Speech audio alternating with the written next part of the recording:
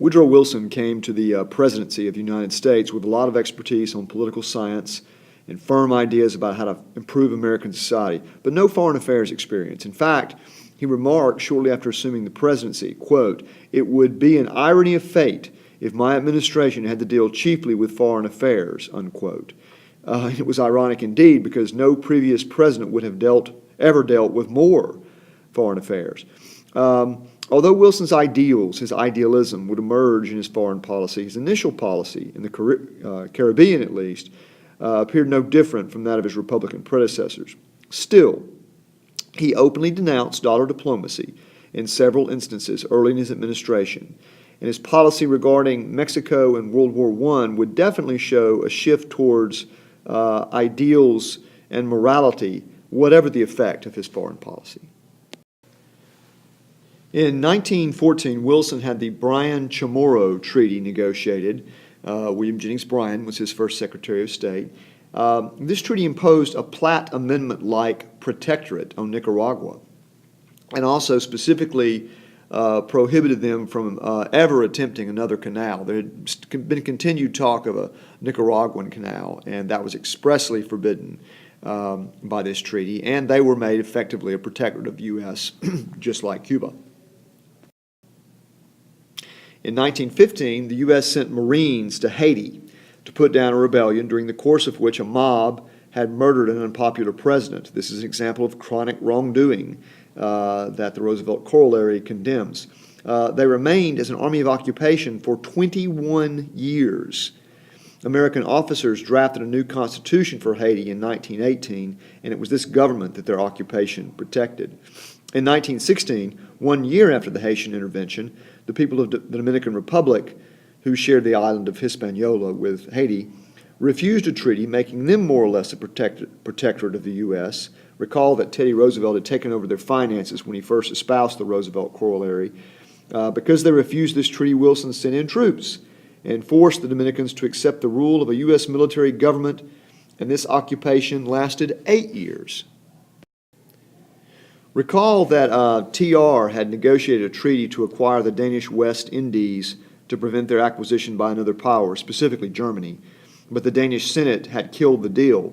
But with the advent of World War I, the German threat was much more acute due to unrestricted submarine warfare, and the islands needed to be within the U.S. trade barriers to survive economically. They were having a very difficult time of it because they were having to pay these trade barriers for their sugar. The Danes, therefore, sold the islands to the U.S., and Wilson renamed them the Virgin Islands, added them to the U.S. Caribbean holdings, St. John, St. Croix, and St. Thomas, which, by the way, are incredibly beautiful places. By the time Wilson left office in 1921, he had intervened militarily more in the Caribbean than any American president before him. Wilson's view of America's role in the Western Hemisphere became clearest in his dealings with Mexico. His relationship with Mexico in the wake of its revolution, which began in 1910, reveals that he was troubled by a foreign policy that ignored a less powerful nation's right to determine its own future. He deemed the Mexicans capable of making democracy work and, in general, showed a concern for morality and justice in foreign affairs, matters to which TR and Taft had paid little attention.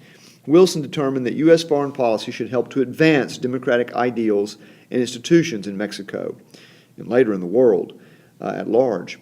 Wilson's dealings with Mexico were motivated by more than his fondness for democracy, however. He also feared that political unrest in Mexico could lead to violence, social disorder, and a revolutionary government hostile to U.S. economic interests, which were enormous in Mexico. With the U.S.-style democratic government in Mexico, property rights would be respected and U.S. investments would remain secure. That was part of it as well. Now, for many years, under the friendly auspices of corrupt dictator Porfirio Diaz, American businesses had established an enormous economic presence in Mexico.